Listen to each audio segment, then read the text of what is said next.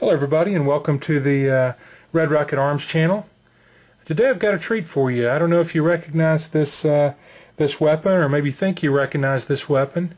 Many of you may think this is a Kalashnikov or an AK, and if that's your guess, then you are partially right. This is a IMI Galil, which is basically the AK-47. It's the Israeli AK-47. You'll see a lot of similarities here. So as we'll kind of give you an overview of the weapon from here, and then we'll spend a little time and take a little closer look at this weapon. Okay, as I mentioned, this is the Israeli Galil. Just give you kind of a brief overview of it. As you can see, the receiver is different. You don't see, and I'll give you a shot of the other side as well, you don't see a lot of markings on here. That's because this is an Ohio rapid fire receiver. This is a milled receiver that was made based on the IMI specifications for the Galil. To give you a kind of an overview here, it's got the regular pistol grip. Those of you that shoot AKs or the Wasser 10s will recognize the magazine release, and you can see I have a 20-round mag here. The weapon has been safety checked. Obviously there's no rounds in the weapon or in the magazine. It's got the Kalashnikov style safety here. The safety is down. It's ready for fire. If it's up, it's in the safe position. It's got the opposite hand charging handle, the L-shaped charging handle, as you can see here. It's got the ambidextrous safety. As you can see, it's got a thumb safety that you can operate from both sides. Okay, it's got a Tapco trigger. This is one of the things when they built this weapon, they put in a Tapco trigger. It's got the dual aperture sights. These are flip-up sights for different ranges. Now, normally this weapon would have tritium night sights. They would fit here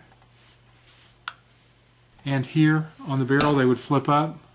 However, these are removed. The tritium, as you know, has a half-life, and the previous owner removed those. So I've been kind of looking for a set of night sights to replace that, and I haven't found them yet. I just haven't had a chance to put those together yet. The other feature of this weapon is it's got a folding stock. As you can see, just pushes down. It gives the weapon a nice low profile here. This is a very robust stock. A lot of times you'll see these stocks are made out of plastic. This is made out of steel, and it is very robust. It does have a metal butt plate on it, so it's a little tough on the shoulder, but that's okay. It's a lot of fun to shoot. I may have mentioned this weapon is chambered in .308, the 7.62 by 51 NATO round. It's a little bit rare for these. These weapons that were imported and changed, generally they are chambered in .223. So you add a pretty significant premium on this weapon for being the .308. Now, I really like the .308 round. It packs a pretty good punch. Again, we talked a little bit about the L-shaped charging handle. That's so that you can, it's bent upwards so that you can keep the weapon at your shoulder, keeping the sight picture while you rechamber around as you speed load, and as you rechamber around, you can charge it from the other side using the offhand. It does have a polymer hand grip. You'll notice the gas vents here, and there is a bayonet lug here. There are a couple of options that you can get. The ARM version of this rifle has a bipod. Has a little different foregrip on it, and the bipod folds up into that. And then, of course, it's got a flash hider here on the end.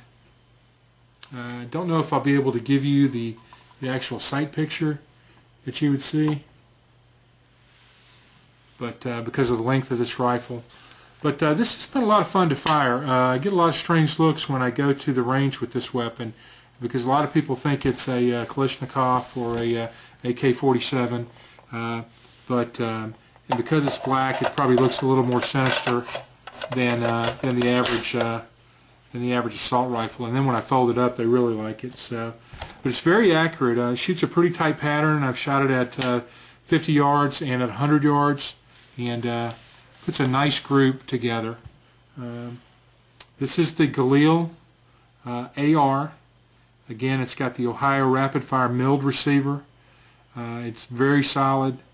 It's a great gun. I'm still kind of working out some of the kinks on this gun. I've only fired it a couple of times, but it's a good shooter. And if you get a chance to fire one, I recommend that you do so.